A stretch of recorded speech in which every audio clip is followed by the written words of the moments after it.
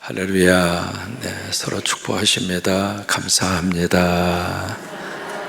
고맙습니다. 사랑합니다. 서로 눈을 보시면서 행복합니다.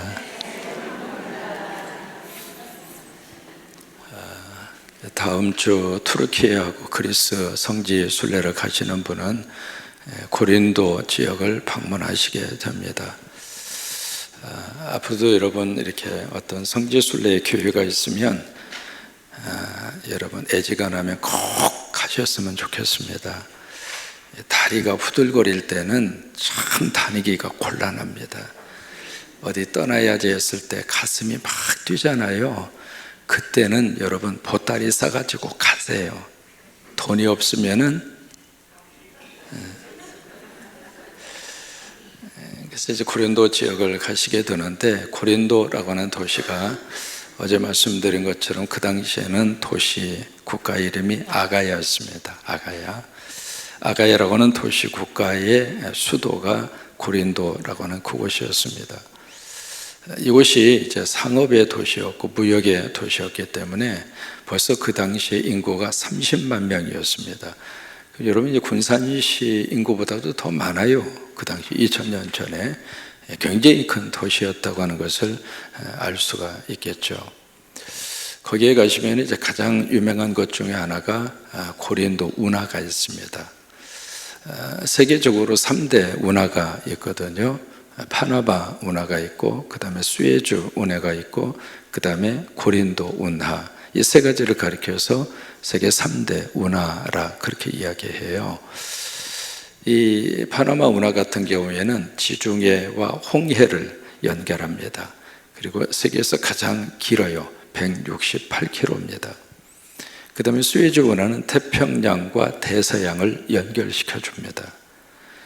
세 번째 운하가 고린도 운하인데 길이는 짧아요. 약 한 6km 정도밖에 되지 않으니까.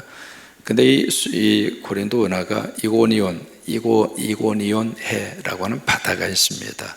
이고니온 해, 그 바다하고 이쪽에 에게해라고 하는 바다, 그 바다를 연결시키고 있는, 길은 이제 비록 6km밖에 되지 않습니다만은 굉장히 중요한 그 통로 역할을 했던 운하가 고린도 운하입니다. 여기 이제 바울을 통해서 이제 교회가 세워지게 됐는데, 여기서 만났던 믿음의 동역자 유명한 부부가 있습니다. 부자로 시작을 하거든요. 브리스길라하고 그 다음에 남편 이름은 아굴라입니다. 그 두 부부를 이 고린도 지역에서 만나게 돼요. 원래 이 부부는 로마에 살고 있었는데, 로마에 살고 있었던 이 부부가 로마에 살던 유대인들 추방령이 내려집니다. 그래서 이제 정처 없이 쭉 다니다가 그래? 그러면 아가야 수도로 가자. 수도에 갔는데 거기에 바울의 직업이 텐트를 만드는 직업을 가지고 있었거든요. 그런데 이 부부도 마찬가지예요. 그러다 보니까 같은 직장 동료로 그렇게 만나게 된 거예요. 만났는데 거기서 복음을 알게 됐고, 그 다음부터 이 부부가 바울이 가는 장소마다 그림자처럼 동역자로, 협력자로, 하나님의 거룩한 선교의 동참자로 그렇게 귀하게 쓰임을 받습니다. 여러분들은 주의 종의 브리스길라와 아굴라가 되십시오. 주의 종을 위해서 같이 기도하시고, 그를 통해서 하나님이 하시려고 하는 그 일에 여러분들이 함께 협력하시고 같이 하나가 되어주시고, 여러분 그러면 이 바울을 통해서 하나님의 큰 일을 하신 것처럼 이 브리스길라와 아굴라 부부를 통해서도 하나님이 너무 귀한 일을 하신 거예요. 그래서 둘의 만남이 있었던 장소가 고린도예요. 거기 이제 교회가 세워져서 1년 6개월 동안 사역을 하게 되는데, 바울이 있을 동안에는 교회가 참 부흥됐습니다. 여러분 교회는요, 하나님의 세운 종을 중심으로 하나가 되어야 그래야 교회가 은혜 가운데 부흥합니다. 그리고 그 교회를 섬기는 분들이 그 교회를 통해서 하나님의 복을 받습니다.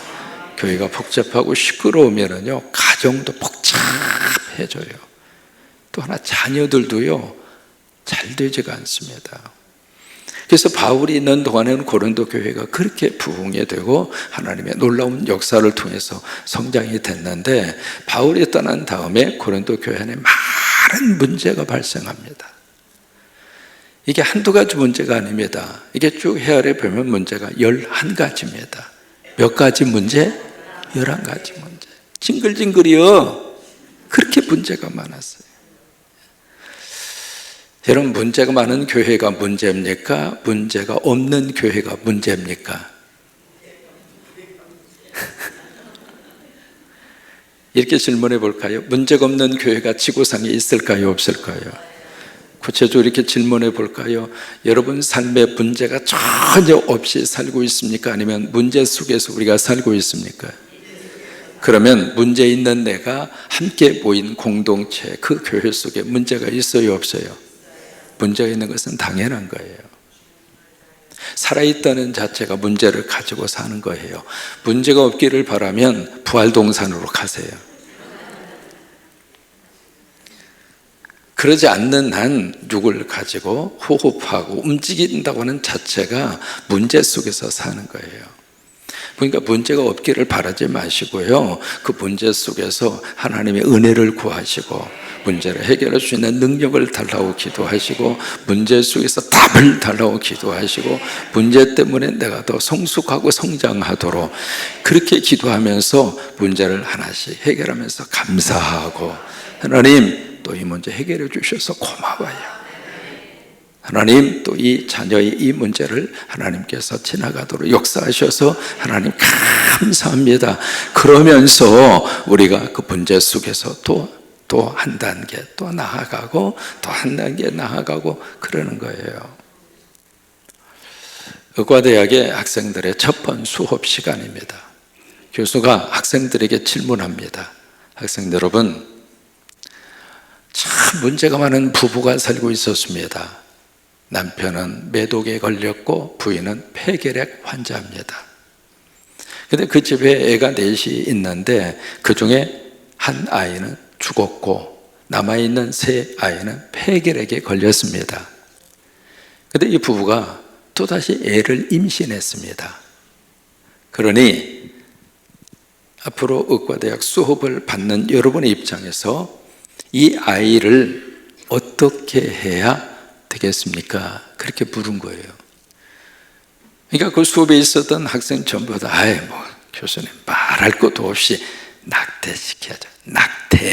낙태가 답이에요. 학생들 모두가 다 그렇게 대답을 합니다. 그 대답을 들은 이 교수가 하는 말이, 당신들은 지금 베토벤을 죽였어.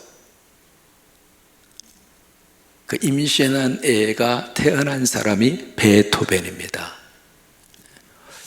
베토벤은요, 문제 속에서 태어난 아이였어요. 근데 문제 속에서 태어났다고 해서 문제를 끌어안고 그 인생이 비참하게 끝났는가? 아니라 그 말이에요. 세계적인 악성 베토벤이 그렇게 해서 성장하게 된 거예요. 그러니까 문제가 없기를 바라지 마시고요, 왜 내 인생에 왜 이렇게 문제가 많으냐고, 왜 이렇게 자꾸 꼬이고 하는 일도 안 되고, 그렇다고 우리가 인생 쓰면서 그래 인생 그러면서 포기하지 마시고요, 사람이 한번 포기하면 계속 포기하게 돼요. 예수 믿는 사람은 이 포기라는 단어를 배추 셀 때나 써먹지 다를 때는 절대로 이 포기라는 단어를 쓰지 않습니다. 왜요? 하나님이 살아계시니까, 하나님이 여러분들의 기도를 들으시니까, 성령이 여러분들을 도와주실 것이니까 포기하지 마세요. 문제 속에서 또 딛고 일어서면 돼요. 또 하나, 문제가 있기 때문에 삶이 훨씬 더 다양하고 풍성해지고 그리고 깊어지는 거예요. 고린도 교회가 그랬어요. 예배 드리고 있어 딱 모였는데 예배 속에 머리에 수건을 써야 되느냐 말아야 되느냐, 예배 시작도 안 했는데 이것부터 티각티각 거리는 거예요. 성질 급한 사람은 여자한테 가서 머리 뭐 좀 쓰고 오라고 말이야. 머리에 수건도 안 쓰고 와서 예배 드리려고 나가. 그런 사람이 또 생기는가 하면, 그러면 그 여성은 와가지고 나 예배 드리러 왔는데 왜 나 쫓아내? 그러면서 대판 붙어가지고 시끄럽게 막 떠들기 시작하고, 겨우 예배가 진행이 돼서 이제는 성찬을 진행하려고 그러는데 배고프다고 집에서 사온 도시락 딱 펼쳐놓고 도시락을 한쪽에서 자기들끼리 잡수고 계시는 거예요. 거기다 포도주까지 딱 가지고 와서 취한 자는 성령의 취한 자라 라고 하는 이상한 생각이 있어서 고급 포도주를 가지고서 자기들끼리 한 잔 잡수셔, 나도 한 잔, 서로 잡수시다가 여기까지 취해버려서 한쪽에서는 그러고 있고. 여러분, 이게 예배가 되겠습니까? 겨우 예배가 시작이 됐어요. 시작이 돼서 장로님 나오셔서 기도하시라고 그랬더니 그냥 무슨 소리를 하기는 하는데 이게 무슨 소리를 하는지 도대체 알아먹을 수가 있어야지. 지금 뭘 하는 거예요? 저희가 방언 받았다고 기도하라고 그랬더니 기도 시간에 방언으로 막 기도를 하는 거예요. 누구 좀 찬양을 좀 시켰더니 찬양 시간에 또 방언이 터져가지고 뭐 소리를 내기는 내는데 이게 무슨 찬양인지 가사도 귀에 들어오지도 않고, 그러니 예배가 제대로 이루어지겠습니까? 완전히 예배가요 엉망진창으로 바꿔져 버리는 거예요. 여러분, 예배 가운데에는 성령의 은혜가 차분히 임하도록 예배 속에는 인간의 언어가 들어가서는 안 됩니다. 예배 속에서는 한 사람이 중심이 돼서도 안 됩니다. 오직 예배 가운데는 하나님께 집중하는 시간입니다.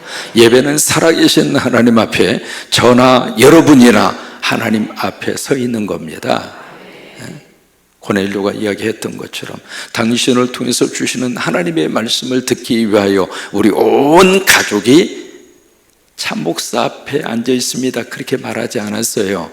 하나님 앞에 와 있습니다 그랬어요. 그게 예배란 말이죠. 그래서 예배 자체가 완전히 그냥 부질서한 예배가 이루어지게 되고, 또 하나 예배가 제대로 안 되는 거예요. 그래서 이 고린도전서 12장부터 13장, 14장 이르기까지 그 문제를 지금 다루고 있는 겁니다. 우리 가운데서도요 이 방언 문제, 예언 은사 문제 때문에 교회를 시끄럽게 할 수 있는 가능성이 우리도 있어요. 내가 성령 충만해서 예언의 은사를 받아서 딱 보면 어떤 분은요 투시의 은사를 받은 거예요. 투시의 은사를 받아가지고 방문에 팍 앉아서 누가 딱 오면 투시의 은사 써서 딱 보인대야. 보이는데 특히 지갑 속에 돈이 얼마 있는가가 보인대야. 이거 아멘할 일이 아닙니다.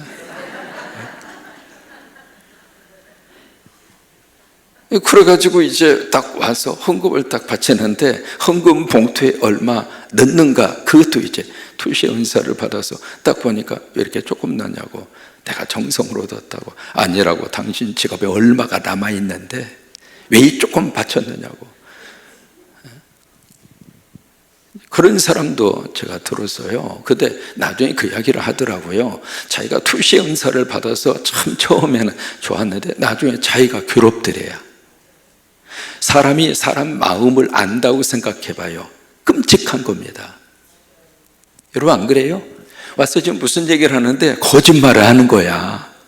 속에다 이렇게 딱 감춰놓고 그러면서 막 여기서 진실을 말하는 것처럼. 근데 투시의 은사를 받아서 그 사람 속에 있는 거짓말이 다 보여. 그러면 여러분 좋을 것 같아요? 그래서 하도 자기가 힘들어서 이 투시의 은사 걷어달라고, 하나님 가져가 달라고 그랬다는 이야기도 들었어요. 이거 은사를 받는 것은 참 좋습니다만 그 은사가 먼저 교회의 덕이 돼야 돼요. 그 은사가 예배를 망치면 안 돼요. 그 은사로 인해서 예배가 살아나야 돼요. 내가 찬양의 은사를 받았으면 그 찬양의 은사를 통해서 예배가 하나님 앞에 이렇게 쫙 올라가게 만들어야 되고, 내가 어떤 그 봉사의 은사를 받았으면 그 은사를 가지고 예배 잘 안내를 통해서 적조에 적소에 쭉 해서 예배가 원만하게 잘 이루어지도록 해야 하고,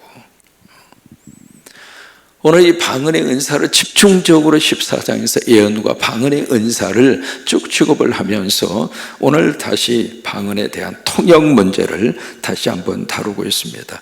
자, 13절입니다. 13절 시작. 그러므로 방언을 말하는 자는 통역하기를 기도할지라. 자, 방언을 말하는 자, 방언의 은사 누가 줬어요? 하나님이 줬어요. 통역의 은사 누가 줘요? 내가 만들어내는 게 아닙니다. 하나님이 주시기 때문에 기도하라고 하는 거예요. 받지도 않았는데 자기가 통역의 은사를 받았다고. 그래서 어느 목사님이 이 양반이 진짜로 받았는지 안 받았는지 테스트를 하고 싶어가지고 내가 지금 방언으로 말할 테니까 통역을 하시라고. 그래서 막 하니까 그 사람이 통역을 하되 사탄아 물러가라! 그렇게 통역을 한 거예요. 그런데 이 목사님 무슨 말을 했느냐면 헬라어 한 문장을 외워가지고 헬라어로 이야기한 거예요. 그러니까 이 사람이 헬라어인 줄을 모르고 방언으로 착각하고 통역한답시고 사탄아 물러가라 했는데 그 통역이 가짜야. 방언의 은사도 하나님이 주시는 것이고 통역의 은사도 하나님이 주시는 거예요. 주시지도 않았는데 줬다고 아불라 할 필요가 없어요. 주시지도 않았는데 무슨 통역한답시고 덤벼들 필요가 없다 이 말이에요. 여러분, 통역이라고 하는 게 참 이게 중요하거든요.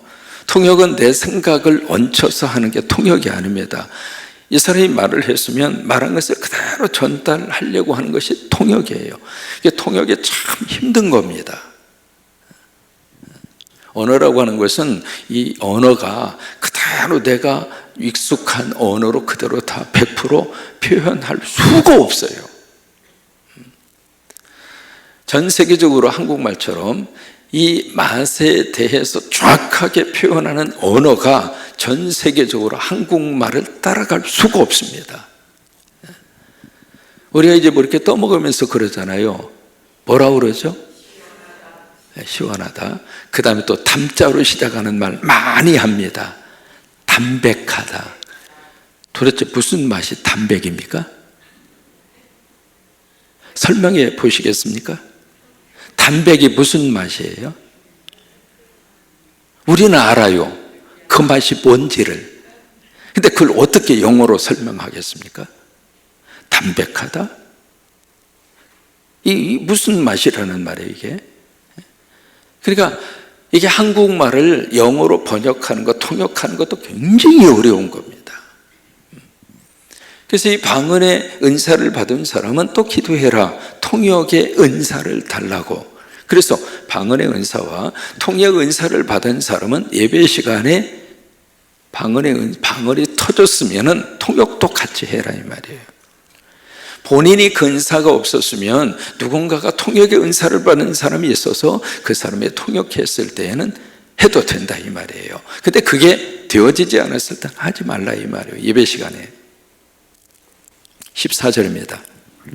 여기 아주 중요한 두 가지 차원을 이야기하는데 14절, 15절 말씀에 이 기도와 찬양이 나옵니다.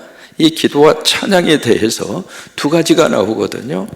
우리가 기도하고 그 다음에 찬양을 하는데 두 가지 차원이 나옵니다. 영의 기도와 그 다음에 마음의 기도, 영의 찬양과 마음의 찬양입니다.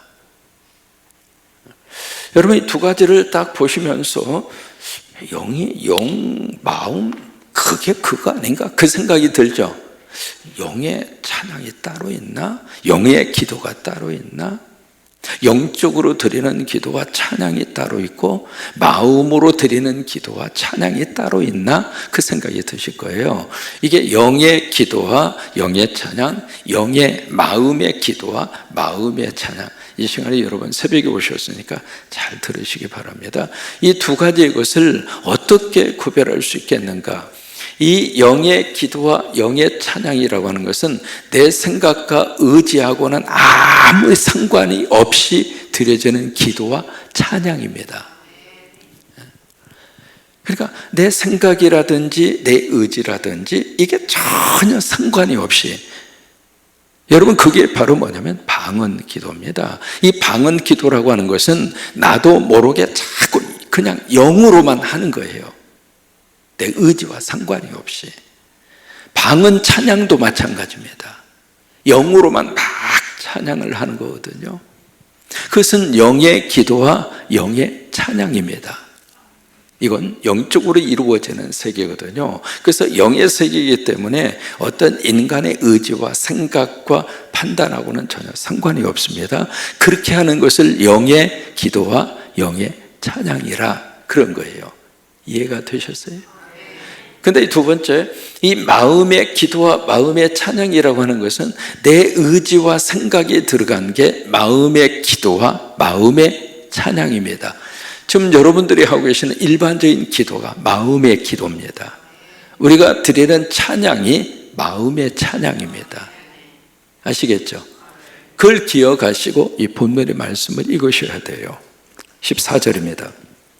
시작. 내가 만일 방언으로 기도하면 나의 영이 기도하거니와 나의 마음은 열매를 맺지 못하리라. 이해가 되셨어요? 내 의지와 내 생각하고 전혀 상관없이 영으로만 쭉 하기 때문에 그게 내 삶 속에 특별히 영향을 미치는 게 없다 그 말이에요. 방언 기도를 2시간 했는데 딱 끝나고 나면 그걸로 끝입니다. 왜? 본인이 뭘 했는지를 몰라요.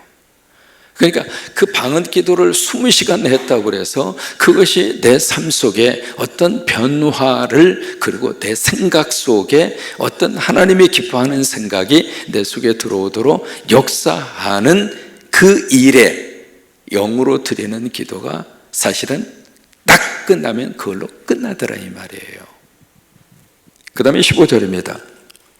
시작. 그러면 어떻게 할까? 내가 영으로 기도하고 또 마음으로 기도하고 내가 영으로 찬송하고 마음으로 찬송하리라. 그래서 이 두 가지 것을 함께 하라고 하는 거예요. 영으로 기도하기도 하고 마음으로 기도해라 이 말이에요. 두 가지의 것이, 하나님이 방언의 은사를 주셨으면 방언도 해라. 그러나 그것이 전부 다가 아니다. 마음의 기도도 해라. 일반적인 기도도 해라 그 말에, 영으로 찬양할 수도 있지만은 마음을 다해서 찬양을 해라. 두 가지의 것을 함께 조화 있게 해라 그 말이에요. 16절 시작. 그렇지 아니하면 내가 영으로 축복할 때에 내가 알지 못하는 처지에 있는 자, 자 보세요. 알지 못하는 처지에 있는 자가 누구일까? 방언 은사 받지 못한 사람. 그 사람은 모른다 이 말이에요. 그러니까 누군가가 여기 영으로 방언으로 막 축복을 한다고 가정을 했을 때 그 방언에 대해서 아무것도 모르는 사람들의 입장으로서는 여러분들이 무슨 말을 하는지를 알지 못하기 때문에 하나님 앞에 감사의 그 찬양하는 그 찬양에 대해서 어찌 아멘 하리요? 아멘 할 수가 없다 이 말이에요. 여러분, 아멘이라고 하는 것은 내가 들려야 아멘을 하지. 그 아멘이 내 속에 부딪혀야 아멘이 되지. 내 속에 그 말씀이 진실로 그렇습니다. 말씀대로 되기를 원합니다. 그게 있어야 아멘이 터지지. 무슨 말인지도 모르는데 아멘은 어떻게 해요? 그래서 어찌 아멘하리요? 그래서 그 말씀을 하시는 겁니다. 17절 시작. 너는 감사를 잘하였으나 그러나 다른 사람은 덕세움을 받지 못하라. 혼자 방언으로 하고 끝나버렸다 이 말이에요. 옆 사람은 무슨 말을 했는지를 전혀 모른다 그 말이죠. 18절 내가 너희 모든 사람보다 방언을 더 말함으로 하나님께 감사하노라. 그러니까 이 14장이 방언의 은사를 하지 말라 그 말이 아닙니다. 하는데 혼자 해라. 골방에 들어가서. 아시겠습니까? 같이 교회당에서 이루어지는 이 저기 시간에는 하지 말라 그 말이에요. 마지막 19절입니다. 시작. 그러나 교회에서 내가 남을 가르치기 위하여 깨달은 마음으로 5마디 말을 하는 것이 1만 마디 방언으로 말하는 것보다 나으니라. 그래서 교회라는 단어가 그래서 나오는 겁니다. 교회에서 일반적으로 이루어지는 모든 신앙생활 속에서 남을 가르치기 위하여 그 다음에 중요한 게 깨닫는 마음으로 이 깨닫는 말, 그 깨달은 말이 무슨 말일까? 이해가 되는 말. 누군가가 들어서 그 말에 대해서 고개를 끄덕여 줄 수 있는 말. 누구든지 그 말씀을 듣고 그 말씀이 이런 말씀이구나 라고 그 주제를 함께 따라올 수 있는 그런 말, 그 깨달은 말 5마디가 아무 의미 없이 막 쏟아내는 1마디 말보다 훨씬 더 교회 예배 속에서 교회 안에서는 필요하다 이 말이에요. 여기서 참 우리가 다시 한번 기억을 해야 할 말이 있습니다. 뭐냐면 이게 설교자로서 평생을 살면서 이 문제가 설교자들한테 있어서는 굉장히 중요한 문제입니다. 알아듣지도 못하는 막 열변을 토한다고 막 쩍쩍쩍거리면서 막 그게 과연 설교일까라고 하는 것을 우리에게 다시 한번 깨닫게 해주는 거예요. 알아들을 수 있는 말로. 그리고 제대로 된 주제의 말씀을 가지고 말씀이 이어져 가야 하고, 그래서 설교자들한테는 참 필요한 말씀이에요. 설교를 우리가 준비할 때 여러 가지 많은 것을 이렇게 한꺼번에 퍼서 드리려고 그러면은 그 전부 다 소화하기가 어려워요. 그래서 매번 설교 시간에 주제를 하나만 정해라 그런 거예요. 한 가지 이야기만 해라. 하나의 주제만 가지고 그 말씀을 풀어서 그 설교를 듣는 분들이 알아들을 수 있도록, 이해할 수 있도록 내가 깨달은 것 5마디, 그게 설교라고 하는 거예요. 내가 깨달은 것. 오늘도 이 말씀이 여러분 앞에 축복이 되기를 주의 이름으로 축원합니다. 영의 기도와 영의 찬양, 마음의 기도와 마음의 찬양. 여러분 그게 부딪혀 왔을 때 우리들이 아멘으로 우리가 화답하는 겁니다. 여러분 성광교회는 아멘이 풍성한 교회가 되게 하십시오. 너가 와서 말씀을 전하든지 아멘, 찬양을 들을 때도 아멘, 대표기도 속에서도 아멘. 여러분 아멘이 충만한 교회는요 영성도 충만합니다. 아멘에 차고 넘치면 마귀와 사탄도 물러갑니다. 아멘이 있는 곳에는 하나님의 기적의 역사가 있습니다. 아멘에 인색하지 마십시오. 특히 우리 기장 같은 교단에서는 아멘 하면 마치 목사님 띄워준다고 착각해요. 아니에요. 여러분들이 아멘 하든 않든 설교자가 뭐 아멘 한다고 해서 뭐 설교자 기분이 올라갈 수는 있겠지만 설교자를 위해서 아멘 하는 게 아닙니다. 아멘을 하는 것은 딱 2가지예요. 말씀 앞에 아멘 하는 거예요. 2번째는 하나님 앞에 믿음으로 고백하는 게 아멘이에요. 여러분 이 아멘이 충풍성한 거룩한 우리 교회를 하나님이 쓰시게 되기를 주의 이름으로 축원합니다.